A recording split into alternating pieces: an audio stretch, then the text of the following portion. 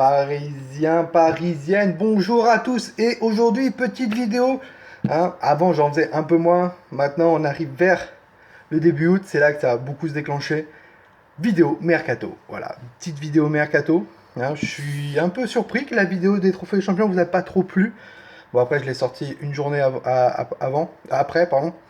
Donc, compliqué, certes, compliqué, mais bon. Je vois que les vidéos mercato marchent.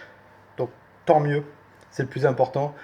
Dimanche, retour de la Ligue 1 et retour de notre Paris Saint-Germain au Parc des Princes. Voilà, avec les nouvelles tribunes à l'anglaise. On verra ce que ça donne.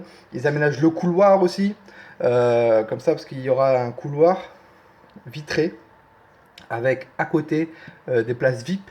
Voilà, que les places VIP pourront voir les joueurs arriver du couloir. Comme il y a à Manchester City. Voilà, alors on va parler des transferts et surtout aujourd'hui ou demain, il risque d'avoir un départ du Paris Saint-Germain. Je l'ai marqué sur mon Twitter, qui est ToiNouPSG à jamais, qui est en barre de description les gars.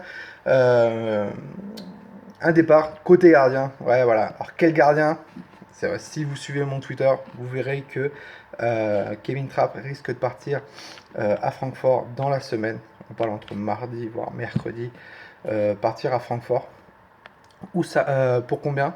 On parle de 10 millions d'euros. Kevin se plaît à Paris, mais Kevin veut du temps de jeu et Kevin sait que à Paris, il sera le gardien numéro 2. Voilà. Francfort le veut, prêt à mettre 10 millions. Pourquoi pas? Pourquoi pas? Francfort peut le prendre. Voilà, il a fait une super saison l'année dernière avec Francfort. Des regrets pour moi. C'est quelqu'un que j'aime énormément, Kevin Trapp. Le voir partir de Paris, ça me fait un peu chier, mais bon, c'est comme ça. Voilà, et il faut qu'il ait du temps de jeu, il faut qu'il joue. Pour moi, si j'aurais été Thomas Tuchel, j'aurais mis Kevin Trapp en numéro 1. Voilà, avec la saison qu'il fait l'année dernière. Sur ma vidéo que j'avais fait, quel gardien Florence Areola ou Kevin Trapp numéro 1 l'année prochaine. Moi, j'aurais mis Kevin Trapp. Voilà. C'est comme ça, c'est la vie. Kevin Trapp risque de partir. Voilà. Donc ça va se décanter dans la semaine, logiquement. On parle énormément de ce transfert depuis le début de semaine, voire dimanche. Voilà. Logiquement, dès la semaine prochaine, Kevin Trapp sera plus parisien. Donc c'est comme ça. Marcin Boulka sera le numéro 2. Alphonse Areola le numéro 1. Et Garante Innocente sera le numéro 3. Sébastien Cibois risque d'être prêté. Rémi Descamps aussi. Voilà. Donc voilà au niveau des gardiens. Au niveau des latéraux, pas de départ en prévu. Une prolongation pour Thomas Meunier, peut-être. Voilà. Kurzawa, pas d'offre pour lui. Au milieu, en défense, ça ne bougera pas. Voilà. Au milieu non plus. Et on parle énormément, c'est deux joueurs. Ça serait Jessé Rodriguez. Alors Jessé Rodriguez, comme vous avez vu sur l'interview de Thomas Tuchel, il compte sur lui. Il est encore un joueur du Paris Saint-Germain. Est-ce qu'il sera prêté avant la fin du mercato, qui est le 4 septembre, je crois? Possible, possible. Le Betis Séville le voulait. Voilà, le Betis Séville le voulait. Après, qu'est-ce que ça va se faire? Ou pas? On verra. Mais il y a forte possibilité, on reviendra dessus, vous inquiétez pas, que Jessé Rodriguez quitte le Paris Saint-Germain vers la fin du mercato. Donc voilà. On parle aussi du départ de Choupo-Moting. J'ai vu des conneries sur Choupo-Moting comme quoi il devrait partir en Chine ou au Qatar pour 40 millions. Alors déjà 40 millions pour Choupo-Moting. Quand tu veux, je signe mec. Mais quand tu veux mec. Il y avait comme un montage financier et tout, etc. Bon bref. 40 millions non. Choupo a des offres de Chine, certes, et de la Turquie. Mais pas pour 40 millions. On parle d'un transfert vraiment attendant les 10 millions. Voilà, 10 voire moins de 10 millions. Choupo-Moting se plaît à Paris, il ne veut pas quitter Paris, il s'entend très très bien, il met l'ambiance. Mais Leonardo est pas très très fan. Thomas Tuchel lui veut qu'il reste, mais bon. Est-ce que qui aura raison? Thomas Tuchel ou Leonardo? On se dit que Leonardo donnerait toutes les faveurs à Thomas Tuchel, voilà, au niveau du mercato. Voilà. Et si il se loupe, il serait sur le siège éjectable. Vrai ou faux? C'est les informations qu'on me dit. Voilà pourquoi on a un mercato vraiment basique, pas très intéressant. Voilà. Enfin, intéressant sur certains joueurs, mais pas des joueurs de type mondial. Est-ce que le Paris Saint-Germain en a besoin? Pas vraiment, parce qu'actuellement avec le fair play financier, c'est compliqué. On a réussi à faire quelques coups. Sarabia, Herrera, Abdou Diallo, ouais, j'attends de voir. Idrissa Gueye qui devait venir depuis l'hiver, le mercato hivernal de l'année dernière. Donc voilà, Neymar. On parle beaucoup de Neymar, beaucoup de questions sur Neymar. Le dossier Neymar devrait vraiment se décanter dès la semaine prochaine, de dimanche voire lundi prochain. Pour où? Barcelone, je ne sais pas. Un club, un gros club, Manchester United peut-être. Mais il devrait en avoir plus sur le dossier Neymar à partir de lundi, logiquement. Est-ce qu'il va rester? Il y a de fortes possibilités qu'il reste. Mais Neymar est en train de voir que le Kylian Mbappé, il veut sa place. Il est en train de lui piquer la vedette.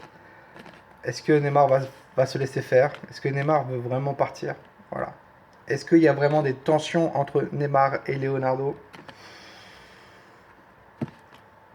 Pour moi, non. Non. Les deux joueurs, les deux Brésiliens s'apprécient, se respectent. Mais il n'y a pas de tension entre ces deux joueurs. Entre ces deux Brésiliens, pardon. Je bégaye. Voilà, au niveau des arrivées. Alors, comme vous avez vu sur la miniature, est-ce que le mercato est fini au niveau des arrivées? On ne sait pas. On ne sait pas. Est-ce que Leonardo va nous faire un coup? Est-ce que Leonardo va nous casser la baraque?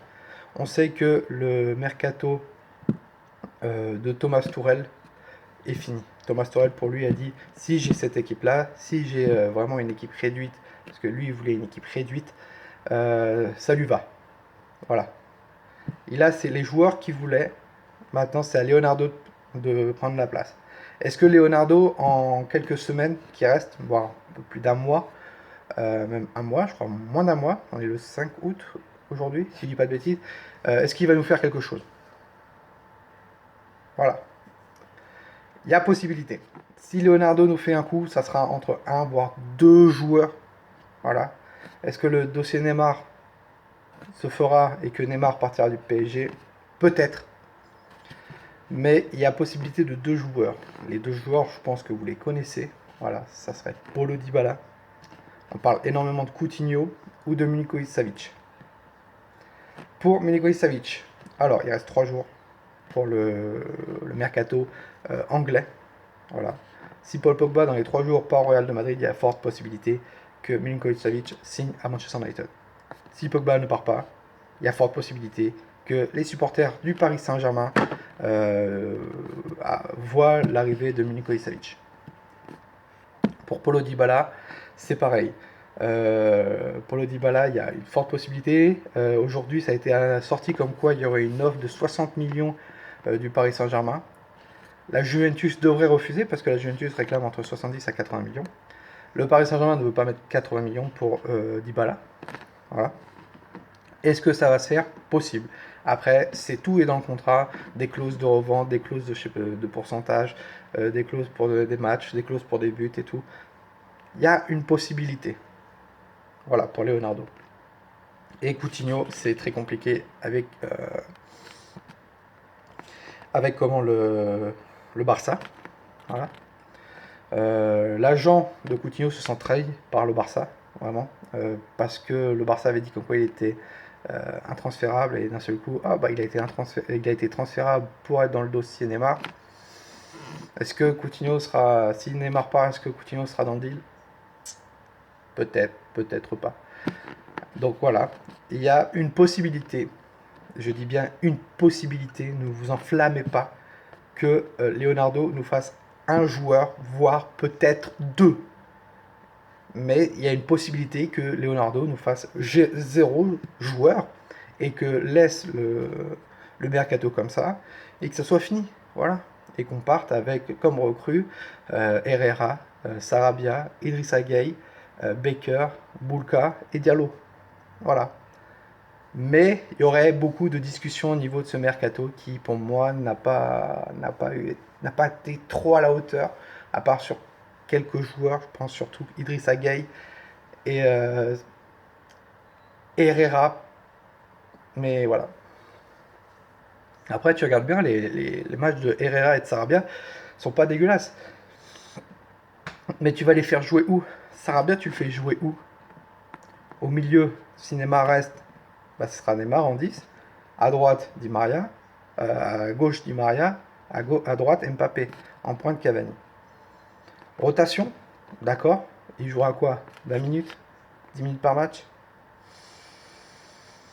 Regardez les matchs de préparation qu'il fait.